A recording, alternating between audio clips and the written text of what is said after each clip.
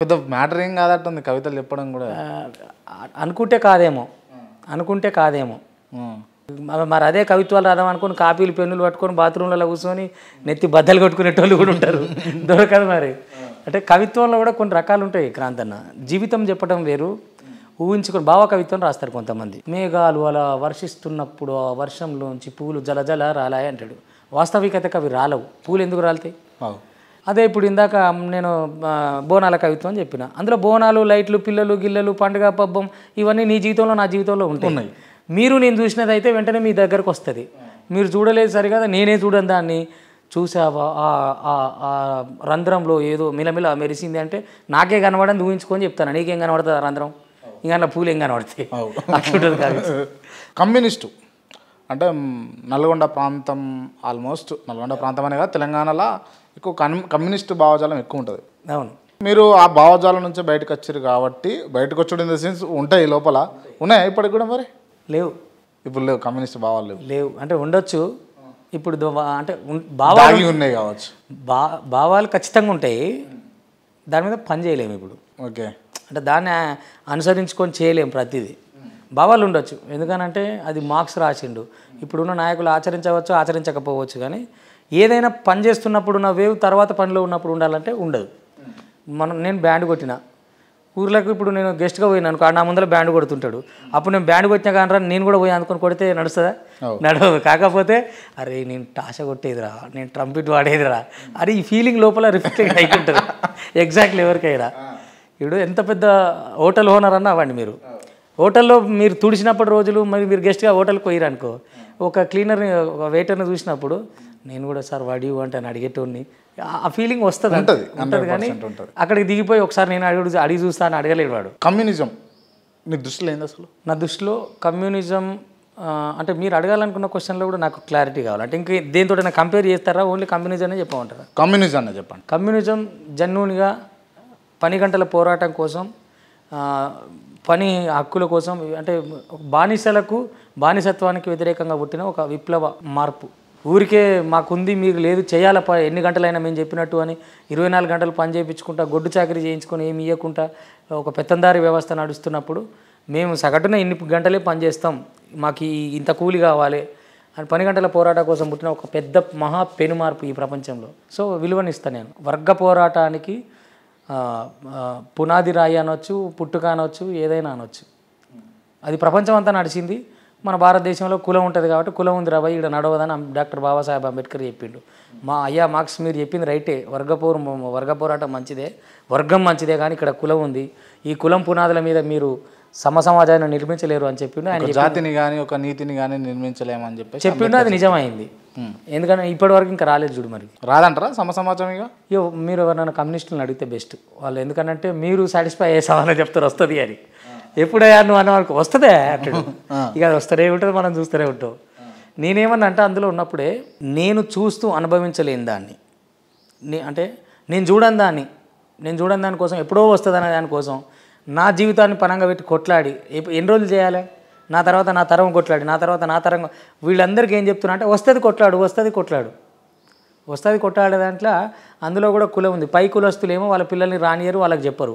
మన కింది కులస్తులు వస్తామంటే గంటలు కూర్చోబెట్టి వాడికి మెంటల్ వేసేలాగా చెప్పి వీళ్ళు వంశాలు వీళ్ళకి ఆడనే దారపోసేలాగా చేసుకుంటారు. వాళ్ళ పిల్లలు మాత్రం అమెరికాలో చదువుకుంటారు, అటు ఉద్యోగాలు చేసుకుంటారు, వాళ్ళకు పారిశ్రామిక వాడలు ఉంటాయి, బిజినెస్లు ఉంటాయి, అన్ని రంగాలలో వాళ్ళు ముందు ఉంటారు. మనం కమ్యూనిజం పేరు చెప్పినా, ఇంకో ఇజం పేరు చెప్పినా ఈయనే ఉండాలి, దీని చుట్టే కొట్టుకోవాలి. ఇప్పటిదాకా జరిగింది ఏంది? వీడు వాంతాల నరికినా, వాడు వీడా వెనకటి పురాణాలు, శాస్త్రాలు, దేవుళ్ళు, దయ్యాలు అవి పట్టుకొచ్చే బదులు మనకంటే ముందు ఆడు ఎట్లున్నాడు, వాని దగ్గరికి ఎట్లా పోవాలని టార్గెట్ వేసుకుంటే అయిపోద్ది కదా అంటున్నాం. గతం జరిగి ఉండవచ్చు, నీకు తెలుసు నాకు తెలుసు చరిత్ర, కానీ వాడు ఆడెందుకున్నాడు? ఆడికి పోదాంపా, చదువుకుందాం, సంపాదించుకుందాం, తిప్పలు పడదాం, అంతదాకా ఆన్ ప్లేస్లో ఉందాం. ఇప్పుడు అట్లా రాణిస్తున్న బీసీ కులాలు కానివ్వండి, ఎస్సీ కులాలు కానివ్వండి, ఉద్యోగాల్లో ఉండి కొంత అందరికీ అప్పర్ కాస్ట్కి అందుబాటులో ఉంటూ కులమే లేదనుకుంటా అవతల పిల్లలు ఇచ్చుకుంటున్న నేను అప్రిషియేట్ చేస్తాను. రాచకొండ రమేష్ ఏడా అసలు ఏ ఊరు? మాదన ఉమ్మడి నల్గొండ జిల్లా, సంస్థ నారాయణపూర్ మండలం, షేర్గూడెం అనే విలేజ్. ఇప్పుడు ఒకప్పుడు ఒక జిల్లా, ఇప్పుడు పక్క జిల్లా అయింది. ఇప్పుడు ప్రస్తుత యాదాద్రి జిల్లా. పెళ్ళి అయిందా? అయింది. పెళ్ళయింది. ఎంతమంది పిల్లలు? ఒక కొడుకన్న. ఇప్పుడు ఒక ప్రముఖ ఛానల్లో పనిచేస్తూ నువ్వు ఇక సర్వైవ్ అవుతావు నువ్వు. అయితే అంతే, రాస్తుడు ఆపలేదు, జర్నలిజం వస్తలేదు. ఏమో పొలిటీషియన్లకు ఏమైనా పాటలు రాస్తావా? పొలిటీషియన్స్కి ఆయా క్యాండిడేట్ని బట్టి రాస్తా. అంటే ఊరికే రాయొచ్చు కదా అని నేను రాయను. ఎవరికి రాసినా ఇంతవరకు? ఉన్నారు ప్రేయర్లు, ప్రస్తుతం ఎందుకు అనవసరం, అందరు చేసే పని. ఇప్పుడు పొలిటీషియన్స్కి మేము దళిత భోజనం వాదులం అని చెప్పి రాయొద్దు అని అంటే మరి మేము రాయకపోతే ఒకటి రాస్తాడు. వాళ్ళ కులాలు ఉన్న వాళ్ళకి రాయొస్తుందా? ఏమనికి రాయొస్తుంది?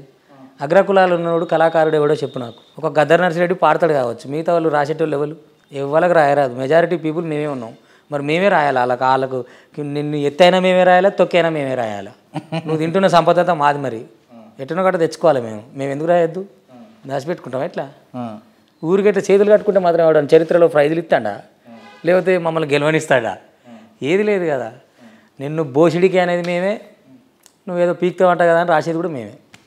ఆయన చెప్తేనే రాస్తాం. ఉట్టిగా రేపి నువ్వు అనవసరంగా క్రూరముగాలతో కొంతమంది రాస్తారు, నువ్వు పులివిరో సింహానివిరో అని. అవి క్రూర జంతువులు, వీళ్ళకి తెలియక వాడి ఇంట్లోని కూడా చెవులు లేవు దానికి. వాడు ఎంతసేపు అబ్బో నన్ను పులి అన్నాడు, నన్ను సింహం అన్నాడు అని ఫీల్ అవుతాడు. నిజంగా అవి క్రూర జంతువులే కాదు. వీడు పోయి కనపడ్డా మింగి చంపేస్తాయి. అవి రాపించుకున్నట్టు కూడా సోయి ఉండదు. ఈ పులిలు సింహాలు ఏంద్రాబాయ్ అనడు. అబ్బా నేను పులినా సింహాన్ని అనుకుంటాడు. ఇప్పుడు ఏ పాట మీద కాంట్రవర్సీ చేసినావు నువ్వు? ఇప్పుడు నేను పాట మీద కాంట్రవర్సీ చేయలే. కళాకారులు ఉద్యోగం ఇస్తే ప్రభుత్వం 550 మందికి ఉద్యోగాలు ఇస్తే దాని మీద అడిగిన. కళా నేడు వలలో చిక్కిన చేప అయిందని 500 మందిని అడిగిన.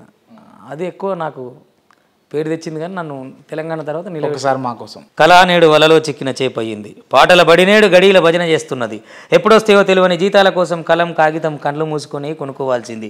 దొర చెప్పితే పాడాలి, దొర గురించే వాడాలి. దొర తొత్తు ఇంకొక ఆయన ఉన్నాడు, గాయన తెరిస్తేనే పాటల దుఃఖం. అవి ఒకప్పుడు గొంతులు, ఇప్పుడు గిరిగీసిన గొర్రెలు. ఒకప్పుడు వీరుల త్యాగాలను వాడినాయి, ఇప్పుడు దొరల భోగాలను వాడాలి. అక్కలకు అన్నలకు స్పెషల్ గీతాలు రాసి పాడాలి. గోదావరిలోయ పోరాటాలను, గతి తప్పిన జీవితాలను, కొడుకులు బాసిన తల్లులను, ప్రభుత్వ అసమర్థ పాలనను ఎండగడుతూ కళకు కళాకారుడికి వన్న తెచ్చిన గొంతుకలు కళలు నేడు ఆస్థాన భజనల కోసం విలువల్ని అమ్ముకొని వేతనాల కోసం వెర్రిపాట్లు పడుతున్నాయి. పంట వండింది లేదు, చెరువు నిండింది లేదు. ఎండిపోయి గుండెవలిగిన చెరువు మీద నిండిపారిన పాటలు ఎట్లా రాస్తారు? కొమ్మాలలో కోయిలమ్మకు గంతులేసిన లేగదూడకు పచ్చకామర్లు వచ్చినేమో. కళాకారుడా నీకు తెలియదు ఏ చెరువు నిండి మత్తడి దుంకుతున్నది. ప్రశ్నించే తత్వాన్ని చంపుకున్నప్పుడు అది పాట ఎట్లయితుంది? పాత గోడలు పందిరి గుంజలు పోయి డబుల్ బెడ్రూమ్ పాటలు రానేలేదు.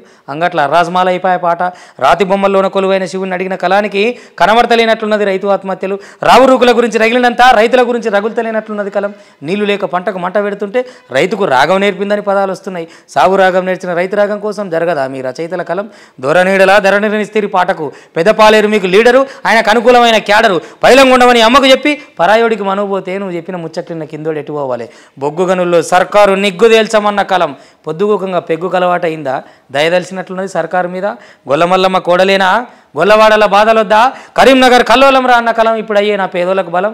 భారతదేశం బాకిన పడే ఉండే ఊపిరిన్నంత వరకు సర్కారు కూడిగం చేసుడేనా? పైరవీకారులకు నౌకర్లు, తెలంగాణ ఉద్యమంలో పాటే ప్రాణమైనోడికి పడిగాపులా. ఎంతైనా దొర పాట బలం బాగా తెలిసినోడు, అందుకే పాటనోరు పాటతోటే మూపించిండు. దొర నువ్వు నిద్ర వచ్చినన్ని రోజులు నిమ్మలంగానే ఉంటుంది పాట. అది నిద్ర లేచిందా చుట్టూ సునామే జర పైలం. వా ఎట్లా వస్తాయన్న ఈ మాటలన్నీ? నాలంచి వస్తాయి, నాలంచి వస్తాయి. భలే ఉన్నా అసలు. ఇప్పుడు నాకు తెలిసి చూస్తున్న వాళ్లకు రోమాలు నిక్కబొడుతుండొచ్చు. అది నేను చెప్పాను. రాచకొండ రమేష్ లాస్ట్ టైం రాసిన పాట ఏంది? నేను లాస్ట్ పాట రాసింది మధ్యలో వస్తాయి, అంటే చిన్న చిన్నవి వస్తాయి. ఇప్పుడు మా అమ్మ చనిపోయిందను, బావ చనిపోయిండను. ఇప్పుడు నేను పాటను మార్కెట్ కోసం రాయను. అంటే ఓ పిల్ల నువ్వు ఇట్లున్నావు, నీ నడుము అట్లుంది, నీ అవయవాలు ఇట్లున్నాయా, ఇట్లాంటి పాటలు నేను రాయను. నాకు ఆ ఫీలింగ్ కూడా ఉండదు అసలు. అంటే ఒక అమ్మాయిని చూస్తే నీలో ఫీలింగ్ ఉంటే ఓకే, ఆమె అవయవాల్ని పోలుస్తూ మళ్ళీ తైతక్కలాడుతూ జనానికి చూపించాలని, ఆమె ఒళ్ళునంత సొమ్ము చేసుకోవాలని, మార్కెట్ చేసుకోవాలని నాకు ఉండదు. ఇప్పుడున్న పాటల వ్యవస్థ అట్లే ఉంది కదా సోమ్? అంతేగా. ఇప్పుడు ఏమన్నా అంటే మా ఆది నిష్ఠూరం అంత నిష్ఠూరం అని మేము మార్కెట్ చేసుకొని పాడుకుంటే తప్ప అంటారు. అమ్మని మార్కెట్ చేసుకొని, ఆడవని మార్కెట్ చేసుకొని ఏం మార్కెట్ అది? అమ్మ మీద చేసుకొని వాడు ఎంతమంది చూస్తే అంత మంచిది. అమ్మ నీ ప్రేమ ఉంటుంది, నాయన నీ ప్రేమ ఉంటుంది. లేకపోతే అంటే నేను డిసైడ్ చేయకూడదు, కానీ సొసైటీ అట్లున్నది. మరి నేను నా ఒపీనియన్ చెప్తున్నా. సరే ఒక్కొక్క ఆయనకు ఇప్పుడు 18, 17 రాగానే లేలేత మీసాలు వస్తున్నప్పుడు జెన్యున్గా వచ్చే ఫీలింగ్స్ ఉంటాయి. అవి రాసుకొని తనకే చెప్పు ఉపయోగం. నేను కళాకారుని కాబట్టి కై కడితే ఇంకో 10 మందికి చెప్తా అంటే చెప్పు మరి ఏం చెప్తాం. ఇంకో 10 మంది నీ కంటెంట్ని అంటే నువ్వు అమ్మాయి మీద పడ్డ ఇష్టాన్ని ఇంకో 10 మంది వాళ్ళ అమ్మాయిల మీద పడతారు. అయ్యే ఇప్పుడు ఇన్స్టాగ్రామ్ చూస్తాం కదా మనం, ఈ ఆడెవడో ఫీలింగ్ పెట్టి రాసుకుంటాడు, ఈడి ఫీలింగ్ అంతా ఆమె మీద రుత్తాడు. ఇప్పుడు ఇన్స్టాగ్రామ్లో అంటే ఇద్దరు లవర్స్ ఎవరైనా విడిపోయారు అనుకో, అందులో వచ్చే పాటలు అందులో వచ్చే పదాలే పెద్ద ఊరట. ఈయన ఒక బాధపడుతూ ఒక స్టేటస్ పెడతాడు, వెంటనే అలిగిన చల్లగా మళ్ళీ ఇంకోటి పెడుతుంది రిటర్ను. ఈ సారీ చెప్పుకోవటాలు ఇవి లేవు ఇప్పుడు. ఇంకా ఇండ్లలోనేమో చుట్టాలు ఫ్యామిలీ గుంపులు అభిప్రాయాలు నచ్చలేదు అనుకో, వెంటనే ఇంకో ఆడమ స్టేటస్లో పెడుతుంది పంచాయతీ, అట్నుంచి ఇంకొక ఆమె ఇటు పెడుతుంది. స్టేటస్ పంచాయతీలు ఉన్నాయి, స్టేట్ పంచాయతీలు లేవు. సొసైటీ మారిపోయింది, డిజిటల్గా ఇవ్వబడ్డది అంతా. స్టేట్ పంచాయతీలు లేవు, స్టేటస్ పంచాయతీలు. స్టేటస్ పంచాయతీ అన్నదమ్ములు అలిగిన ఇంకోళ్ళు అలిగిన ఎవరో రాసినవి ఉంటాయి, అవి తీసుకొచ్చి మనుషులందరూ ఇట్లుండొద్దు అట్లా ఉండాలని అక్కడ కొటేషన్ ఉంటుంది, అది పెడతాడు. అమ్మ ఇది నాకే పెట్టిండు చూసినా నేను అనగానే ఈమె ఇంకోటి దూలాడికి వస్తుంది, ఈమె పెడుతుంది. అవునవును అందరూ అసలు వాళ్ళు ఎవరు సొక్కం అన్నట్టు అని మళ్ళీ ఇంకోటి పెడుతుంది. ఈ పంచాయతీలు మూవ్ అయినాయి. సో ఇక ఏముంటుంది, ఒక్క డైరెక్ట్ పెండ్లమ్మ కూడా జరుపుకునే శోభనం మినహా అన్నీ పేట తెల్లమంటాం అంతే. అవి కూడా పోటీలు పెడతారు కావచ్చు రేపు వెళ్ళి. అదేనా, ఏం చేస్తాం మరి, ఇది కూడా కామన్ రా బాయ్ అన్నమనుకో, ఏడ జరగదురా బాయ్ కామన్ అన్నారు అనుకో పుసుకున్నా. ఇప్పుడు అట్లనే అయిపోయింది కదా అంతా. నేను చెప్పిన దాంట్లో అబద్ధం ఏముంది. ఇప్పుడున్న రాజకీయ వ్యవస్థ మీద రాచకొండ రమేష్ ఎటువంటి కామెంట్స్ చేస్తాడు? ఎటువంటి కామెంట్స్ అయినా చేయొచ్చు, కానీ ప్రజలే ఒప్పుకోరు. నువ్వేం చేయాలనుకుంటున్నావు చెప్పు. నేను రాజకీయం అనేది లేదు, రాజకీయ బిజినెస్ ఉందని చెప్తున్నాను నేను. కంప్లీట్లీ ఏదైనా సరేరా ఈ పార్టీల్లో ఉన్న మన చేతుల్లోనే ఆర్థిక వ్యవస్థ ఉంది. ఇక కింది నుంచి వచ్చేటోడు ఏం లేడు. సంపాదించుకున్న ఒక 1000 మంది ఉన్నారు కావచ్చు, మెజారిటీ అన్ని పార్టీల్లో కలిపి కోటాను కోట్లు ఉన్నోళ్ళు. ఇదంతా నువ్వు ఇండ్లుండి తిట్టు, నేను అండ్లుండి తిట్టుతా, నువ్వు ఇండ్లుండి తిట్టు, కానీ మన వ్యాపారాల దగ్గర మనం మిస్ కావద్దు అన్న లెక్కలో ఉండి ఎలక్షన్స్కో లెక్కేసుకొని వచ్చి మనకి ఇస్తేందుకు వాళ్ళు సిద్ధంగా ఉన్నారు, వాళ్ళు తీస్తే తీసుకోవడానికి మనం సిద్ధంగా ఉన్నాం. అంతే అంతే. ఇంకా నీ అసలు నా సొంత నాయకుడు రావంటే ఏం చేస్తాడు, ఎందుకు వస్తాడు? వాడు వచ్చినా గ్రామ లెవెల్ లేదా మండల్ లెవెల్ లేదా డివిజన్ లెవెల్, ఆడికి రాగానే మళ్ళీ వచ్చి అన్న నర్సిరెడ్డి అన్న నమస్తే తమ్ముడు ఏమైందా, ఎంతమందిని తెచ్చినావురా, ఇంతమంది ఉన్నారన్నా జల అయిపోయాయి సెటిల్ నర్సిరెడ్డి. తెల్లారి కారు వస్తుంది, వీళ్ళు మాత్రం అన్నున్నాడుగా అని తిరుగుతారు. ఇంతవరకు ఉంది మన లీడర్షిప్. అంత మీదికి పోతే నాకు ఎదగారంటారా ఇక? ఏమో ఈ దూరాన్ని మారితే మళ్ళీ కరోనా సొంటిది వచ్చి ఏమన్నా ఉన్న కాడికి వద్దు మనం ఒడిచిపోతే కరోనా రావాలి అని కోరుకుంటున్నాం. మొదటి మీద రావాలి, ఈ కరప్షన్ పోవాలంటే ఇంకో 4 కరోనాలు రావాలంటున్నాను నేను. సో పోతే కొంతమంది పేదలు ఇబ్బంది పడతారు కావచ్చు, కానీ సోను సూద్ లాంటి వాళ్ళు ఎంతోమందికి దానం చేశారు. మన కాడ అసలు వాళ్ళు ఎంతమంది ఉన్నారు, ఎంతమంది దానం చేశారు. ఉన్న పైసలు విలాసవంతంగా వాళ్ళ బిడ్డలకు వాళ్ళ కొడుకులకు ఇబ్బందులు లేకుండా పంపుకున్నారు, వాళ్ళ కార్లు వాళ్ళు చూసి మురుసుకున్నారు తప్ప ఏ పేదోనికి ఎంతమంది దానం చేశారు. అవును, దానం కూడా మళ్ళీ ఏమంటారు, అది కూడా ఒక డిజిటలైజేషన్. ఓ 10 మందికి కోడిగుడ్లు అవి పంచి అన్న యువ సైన్యం పంచుతున్నాం, అంతే అన్నది ఈ సైన్యం పంచుతున్నాం, ఇవే ఎక్కువ చూసినాం. ఇంకేముందండి, ఏమంటారు కదా, ప్రొటెక్షన్ ఏమి ఇయ్యం, రక్షణ ఏమి ఇయ్యం, ప్రదర్శన అయితే చేస్తాం.